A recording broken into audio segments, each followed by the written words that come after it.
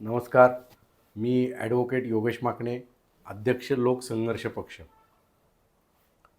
मित्रांनो, गेली काही महिने महाराष्ट्रामध्ये जे काही हिंदी मराठी, OBC मराठा, ब्राह्मण मराठा आणि इतरही जे काही गोष्टी घडत आहेत, त्याच्याबद्दल तर मी भाष्य करणारच आहे.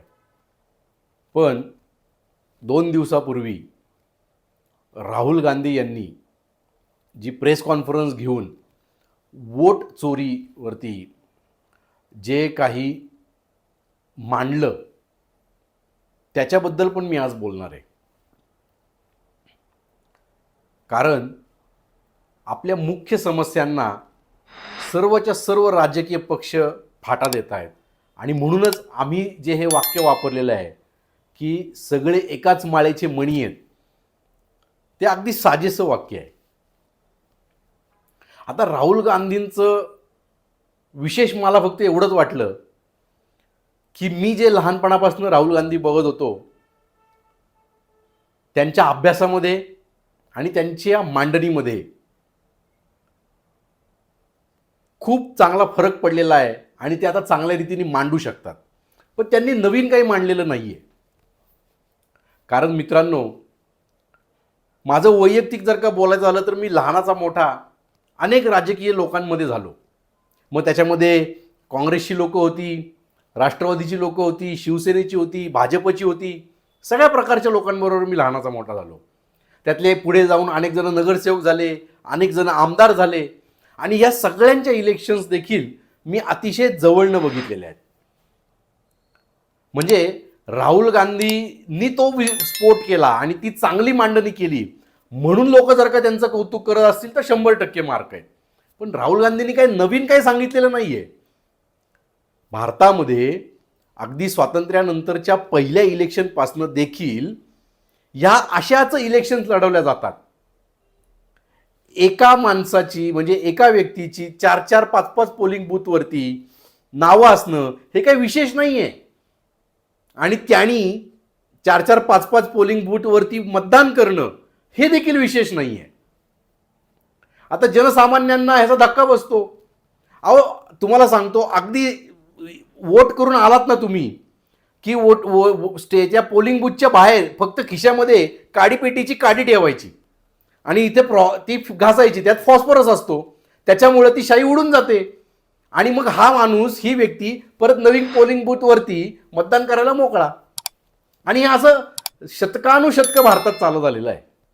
म्हणजे राहुल गांधी जे वोट चोरी म्हणतायत ती लोकसंघर्षासाठी काही नवीन नाही आहे आणि हे असंच चालू राहणार.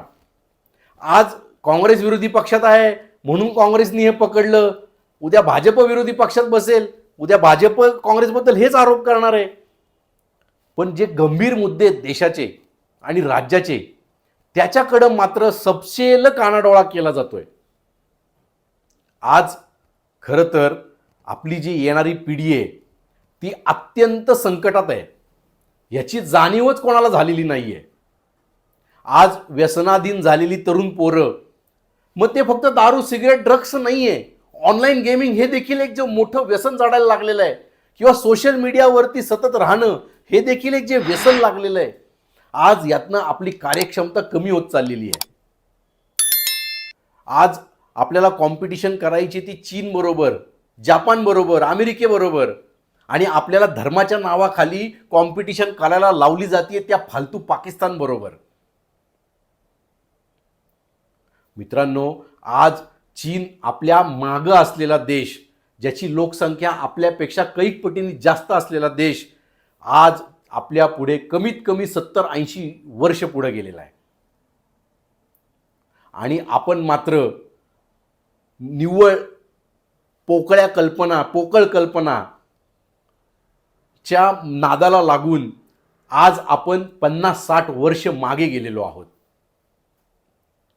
आज जर का येणारी पिढी चांगली शिकली नाही, समाज चांगला शिकला नाही, तर या भारताचे तुकडे झाल्याशिवाय राहणार नाहीत. आज इथं कोणी आरोग्य व्यवस्थेची तीच बोंब आहे. आज आरोग्य व्यवस्थे व्हेंटिलेटरवरती असं म्हणतात मी तर म्हणतो ती पूर्णपणे संपलेली आहे. म्हणजे फक्त गावांमध्ये संपलेली असं नाहीये मित्रांनो, तर ती शहरांमध्ये देखील संपलेली आहे. आज शहरांमध्ये हॉस्पिटल जरी असली तरी ती आउट ऑफ रीच आहेत, कारण तिथलं बिल भरणं परवडत नाहीये. आज शिक्षणाचं 14% बजेट भारत सरकारने 4% आणून ठेवलं. तुमच्याकडे नको असलेले महामार्ग, नको असलेली धरणं, नको असलेले फ्लायओव्हर्स, नको असलेले नाही, बिल्डरच्या लाभासाठी बांधलेले फ्लायओव्हर्स बांधण्यासाठी पैसे आहेत. तुमच्याकडं अकल्याणकारी लाडकी बहीण योजनेसाठी पैसे आहेत, तिच्या ॲडव्हर्टाइजमेंटसाठी पैसे आहेत. पण समाजातला गोरगरीब नागरिक शिकला पाहिजे, त्याला चांगली आरोग्य व्यवस्था भेटली पाहिजे, महिला सुरक्षित राहिल्या पाहिजेत, गरिबी दूर झाली पाहिजे, यासाठी मात्र तुमच्याकडे पैसे नाही आहेत. आणि म्हणून लोकसंघर्ष पक्ष या सगळ्यांच्या विरुद्ध आहे. ना आम्ही काँग्रेस बरोबर आहे, ना आम्ही बीजेपी बरोबर आहे, ना शिवसेनेबरोबर आहे, ना एनसीपी बरोबर आहे. कारण आमचं असं म्हणणं आहे, हे सगळेच्या सगळे मिळून वर्षानुवर्ष आपल्याला मूर्खात काढतायत. कारण आपण बघितलं, जी बीजेपी घराणेशाही विरुद्ध होती, त्याच बीजेपीने मागच्या 11 वर्षामध्ये ती सगळी घराणी सोबत घेतली, मांडीला मांडी लावली आणि त्यांना तिकीट देऊन त्यांना निवडून आणलं. मग या जनसामान्यांचं नेतृत्व आहे कुठं? जनसामान्यांचं प्रतिनिधित्व आहे कुठं? म्हणजे भारतीय लोकशाहीनी, भारतीय संविधानाने जो एका सामान्य नागरिकाला हक्क दिलेला आहे की रांगेच्या सगळ्यात शेवट असलेली व्यक्ती देखील रांगेच्या पुढे येऊन उभी राहू शकते स्वतःच्या कर्तृत्वावरती, ते हे सगळेच्या सगळे मिळून नाकारतायत. हा खरा राग आहे आमचा. कर्तृत्व नाहीये का? अहो, खूप कर्तृत्व आहे. आज आम्ही जेव्हा गावागावांमध्ये फिरतोय, महाराष्ट्रभर फिरतोय, अक्षरशः इतकी कर्तृत्ववान पोरं आम्हाला भेटतायत. सगळ्यांचं म्हणणं एकच आहे, सर आम्हाला संधी द्या. आणि होय, लोकसंघर्ष त्याच्यासाठी जन्माला आलेला आहे की ज्यांच्याकडे क्षमता आहे पण त्यांच्याकडे संधी नाहीये, अशांना संधी देण्यासाठीच या लोकसंघर्षाने जन्म घेतलेला आहे. येणारा काळ आपल्यासाठी प्रचंड आव्हानात्मक असणार आहे. कारण सगळेच्या सगळे राजकीय पक्ष एकाच माळेचे मणी आहेत. आज फक्त कोणी विरोधात असतं म्हणून बोंबलत असतो, तोच उद्या सत्तेत गेल्यानंतर तसाच वागतो. हे आता गेल्या 20-25 वर्षामध्ये आपण सगळ्यांनी पाहिलेलं आहे. कारण पार्टी विथ डिफरन्स म्हणणारी जी पार्टी होती ती खरंच किती डिफरंट आहे हे भ्रष्ट जनता पार्टीनी गेल्या 11 वर्षाच्या त्याच्या सरकारच्या काळामध्ये आपल्याला दाखवून दिलेलं आहे. ईडी का मागं लावायची, सीबीआय का मागं लावायचे, किंवा त्यांच्या घरातल्यांना का त्रास द्यायचा, हे सगळं आता आपलं बघून झालेलं आहे. म्हणजे ह्यांना आपल्याबद्दल काहीही वाटत नाही. हे संवेदन शून्य झालेले लोक आहेत. आणि अशाने एक दिवस हे भारत विकायला काढतील. नवे मी तर म्हणून विकला आहे. आणि ह्यांनी हे जे काही भारतातले सो कॉल्ड रेग्युलर निवडून येणारे आमदार खासदार आहेत, यांनी एक स्वतःचं परदेशामध्ये स्थान देखील निर्माण केलेलं असणार आहे. एके दिवशी सगळे एकाच विमानात बसतील, बोईंगमध्ये, आणि निघून जातील आपल्याला वाऱ्यावर सोडून. पण म्हणून त्याच्यासाठी आपण तयार राहिलं पाहिजे. आज आपली अवस्था अत्यंत बिकट आहे. अत्यंत म्हणजे अत्यंत बिकट आहे. क्षमतापूर्ण असलेला हा भारत यांच्या ढोंगी हिंदुत्वामुळं, तसंच पूर्वी जे कुठलं सरकार होतं त्यांच्या भ्रष्टाचारामुळं आज पूर्णपणे अधोगतीला गेलेला आहे. समाज अधोगतीला गेलेला आहे. जातीपातींमध्ये भांडणं लावणं, समाजांमध्ये भांडणं लावलं, धर्मामध्ये भांडणं लावणं, आता काही दिवसांनी प्रांत भांडणं चालू होतील, प्रांतवाद चालू होईल आणि आपल्याला या खेळामध्ये जकडून ठेवतील. आणि प्रगतीच्या मार्गाने जायचं सोडून आपण अधोगतीच्या मार्गाने जाऊ, हे लोकसंघर्षाला मान्य नाहीये. आणि म्हणून आम्ही वारंवार आव्हान करतोय, अरे ज्यांना कळतंय, ज्यांच्या संवेदना शिल्लक आहेत, त्यांनी लोकसंघर्ष बरोबर यावं. अरे हे कोणी नाही आहेत, हे कुणी नाही आहेत. अहो 100 जण जर का एका चौकात उभी राहिली आणि या सगळ्यांविरुद्ध घोषणा दिल्यात ना, तर हे पळता भुई होईल यांची कमी. होय, मी खोटं नाही बोलत आहे.